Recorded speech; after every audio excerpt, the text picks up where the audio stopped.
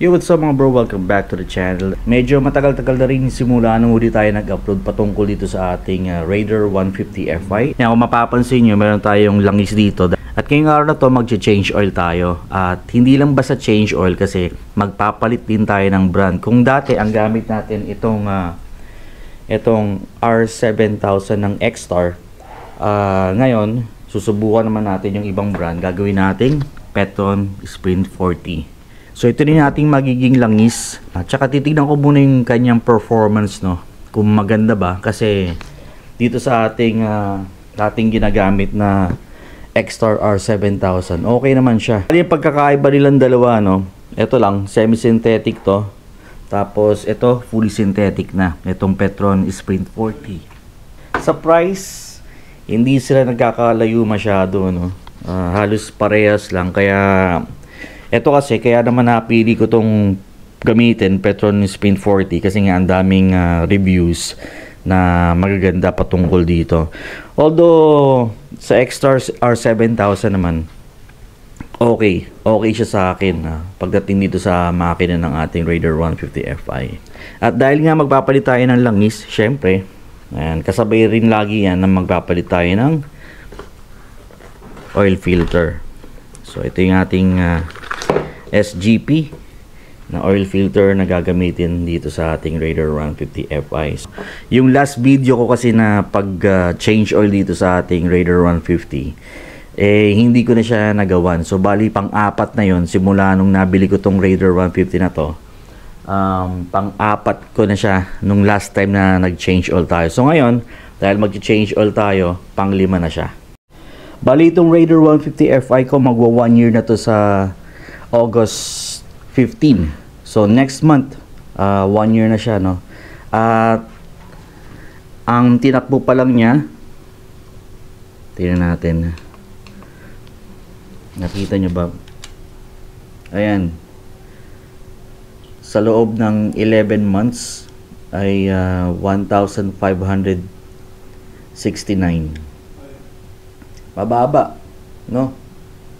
Mababa to kasi halatang hindi masyado nagagamit tong ating Raider 150. Ayan, pang ano ko lang to, pang ride lang. Ayan. Tsaka minsan lang naman ako mag-ride, kaya ganyan kababa.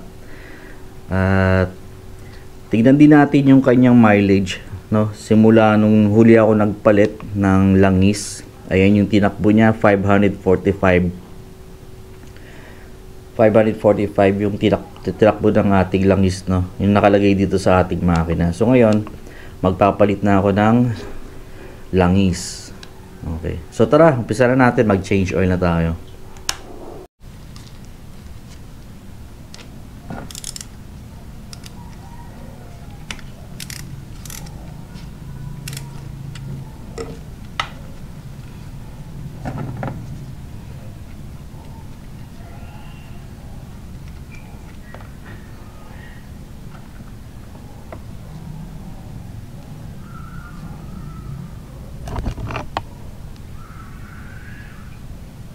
Yan, medyo maitim na rin siya, no. 500 plus kilometers lang yung tinakbo na ito. Medyo lang naman.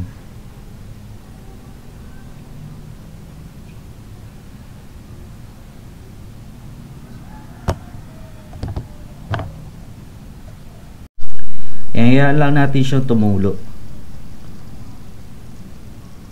O bubuksan na natin tong oil filter cover para matanggal natin yung lumang oil filter. Yan, gamit lang tayo ng 8mm dito sa pagtanggal ng bolt. So dalawa yan, taas baba. Yan. So unahin muna natin ito nasa baba, tanggalin. May mga tumutulo pa.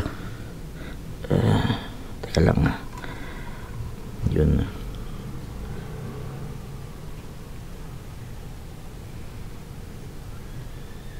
Bali ang total na langis na ilalagay natin dito is 1.4.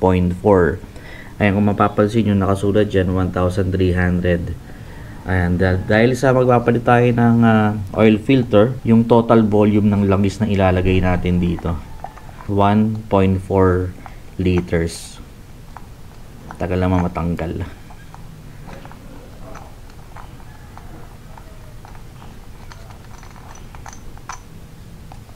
Ayun, tanggal na. Okay.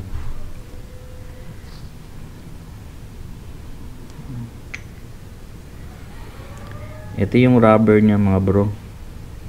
Tanggalin muna natin tong oil filter. May o-ring din yan. Ayan. Minsan naiiwan doon pag hindi nandito kasama ng oil filter. Okay. So punasan lang natin yan. So ayan na, ibalik ko na yung o-ring ng oil filter natin. So ilalagay ko na tong bagong oil filter. Ayan, ganyan lang. Tapos ito, yung ating oil filter cover, ilalagay ko na rin. Andyan na rin yung o-ring nya.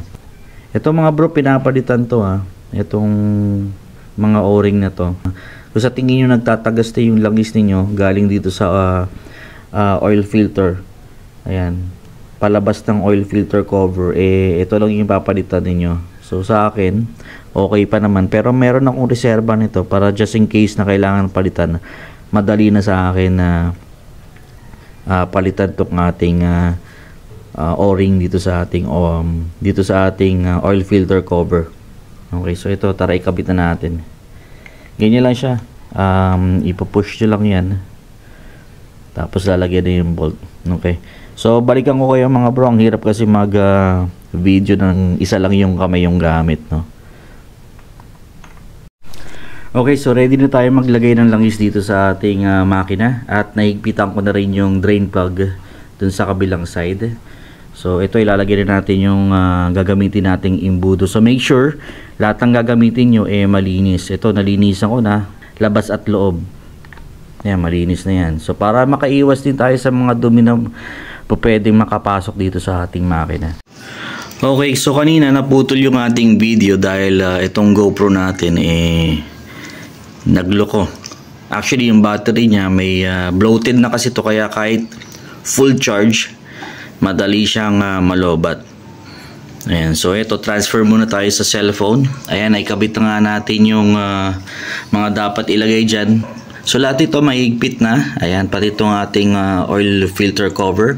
At saka ang nailagay natin ditong langis is 1.4 liters. So ayan, maputi na siya. Ayan siya mga bro. Kita nyo.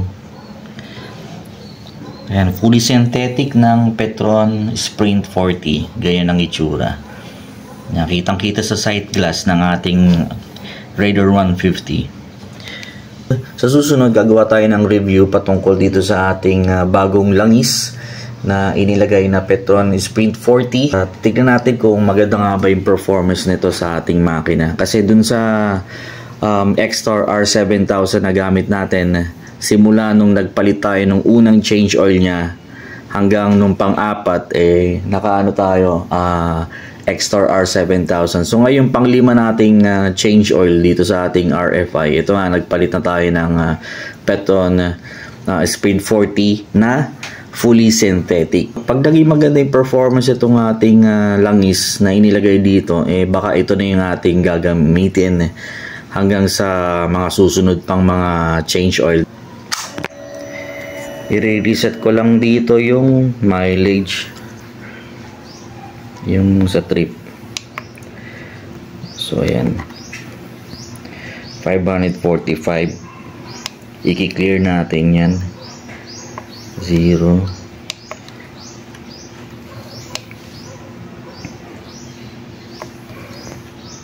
Yan, di pa lalabas yung oil indicator dito kasi sinet ko siya sa every 1,000 kilometers. Ayan, pero sa sitwasyon ko naman, simula nung nagpalit ako, hindi naman ako umabot ng 1,000 plus kilometers, no. Ayan, hanggang 500 lang ako nagpapalit na. Update natin nga pala dito sa ating Raider 150 Fi. Kasi nung last time, ang mga TRC na ikinabit natin dito sa ating Raider 150 Fi, ito lang. Itong mga to lang, no. Wala yung clutch arm. So ito, hindi ko na nagawa ng video. Napalitan ko na siya. So kompleto na. Kompleto na yung TRC accessories natin dito sa makina ng Raider 150 Fi natin, no? Ayan. So, pati yung bolt ginawa ko ng CNC. So, lahat CNC na. Na-change oil muna tayo. Palit langis, palit din ng brand, no? Tignan natin kung maganda. So, ito lang yung ating video sa araw na to. Maraming salamat sa inyong pagsubaybay. So, hanggang sa muli. Paalam, mag-iingat kayo. Peace. Oh, paalam ka na rin. Si Chichi. Raider Fi.